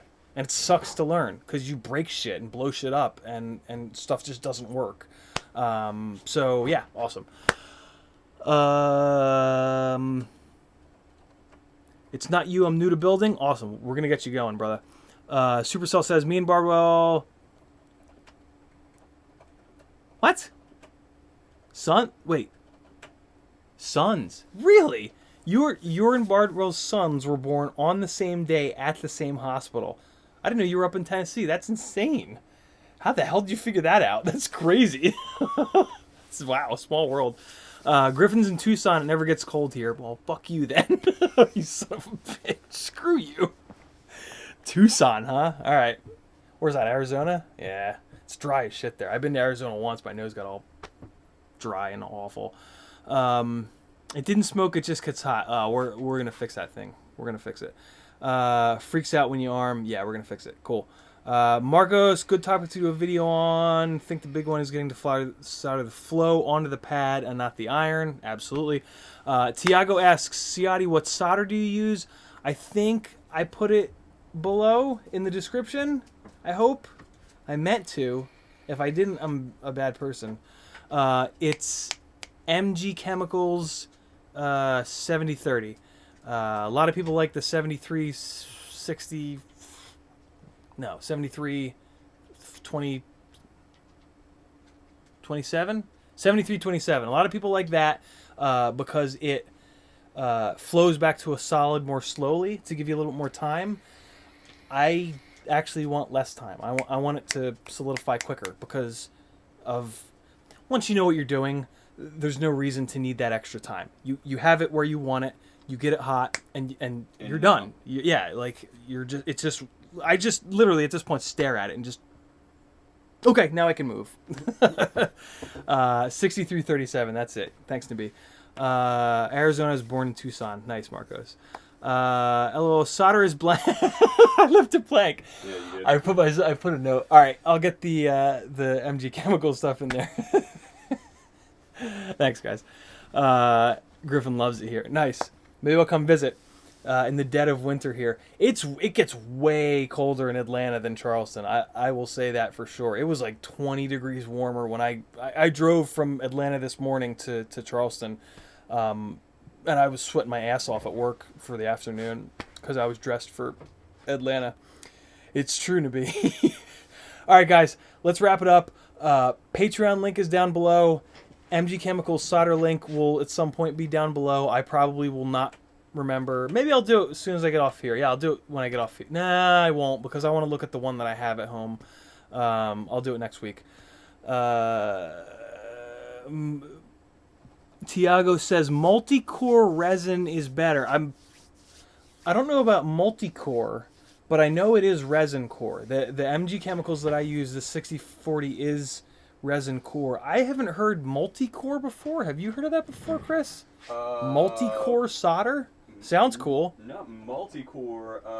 I mean, me doing brazing, I use different alloys, silver alloys, and then a core alloy, like a core alloy, but not like a multi-core. That's new to me. Hold on a second. I will look at it up now. Yeah, multi-core.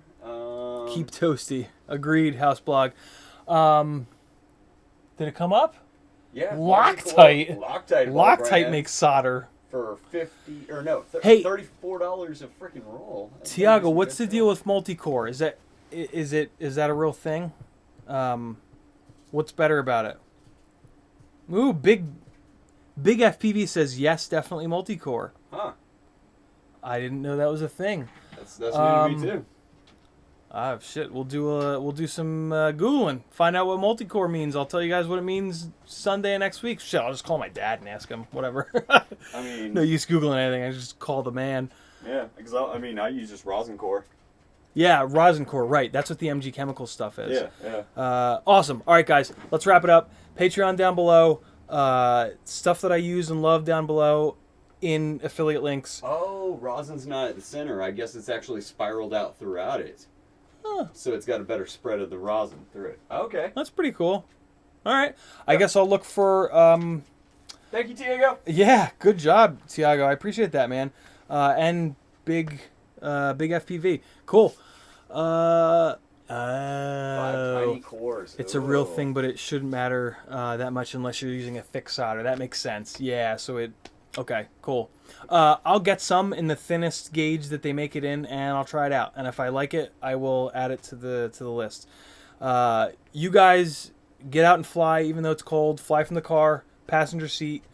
Get yourself an Acrobat V1. What else?